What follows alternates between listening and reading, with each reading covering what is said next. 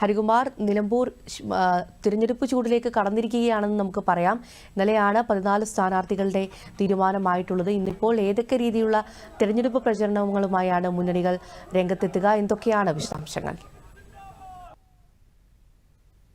ഈ മഴയിലും നിലമ്പൂർ തിരഞ്ഞെടുപ്പ് ചൂടിനെ പ്രശംസിച്ചുകൊള്ളുകയാണെന്ന് വേണമെങ്കിൽ പറയാം. കാരണം സംസ്ഥാനത്തെ മുതിർന്ന നേതാക്കളെല്ലാം തന്നെ എല്ലാ രാഷ്ട്രീയ പാർട്ടികളുടെയും മുതിർന്ന നേതാക്കൾ നിലമ്പൂരിലേക്ക് എത്തിക്കൊണ്ടിരിക്കുകയാണ്. അതുകൊണ്ട് തന്നെ നിലമ്പൂർ ഉപതെരഞ്ഞെടുപ്പ് സംസ്ഥാനം ഉറ്റുനോക്കുന്ന ഒരു തെരഞ്ഞെടുപ്പായി മാറിക്കഴിഞ്ഞു.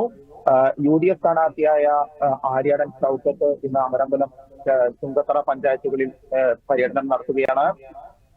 KPCC പ്രസിഡന്റ് സണ്ണി ജോസഫ്, പ്രതിപക്ഷ നേതാവ് VD സതീശൻ, രമേശ് ചെന്നിത്തല എന്നിവർക്ക് പുറമെ രാഹുൽ മാങ്കൂട്ടം, ഷാഫി പറമ്പിൽ, PC വിശ്വനാഥ് അടക്കമുള്ള യുവ നേതാക്കളും ഇവിടെ ക്യാമ്പ് ചെയ്താണ് അവർ UDFന്റെ പ്രചാരണ പരിപാടികൾക്ക് നേതൃത്വം നൽകുന്നത്.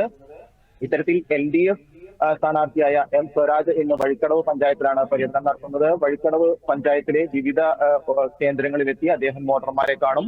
അടുത്ത ദിവസം 13, 14, 15 തീയതികളിൽ മുഖ്യമന്ത്രി നിലമ്പൂരിലെത്തും. 7 പഞ്ചായത്തുകളിലെ കൺവെൻഷനുകളിൽ മുഖ്യമന്ത്രി പങ്കെടുക്കും എന്നുള്ളൊരു വിവരം ഇപ്പോൾ ലഭിക്കുന്നുണ്ട്.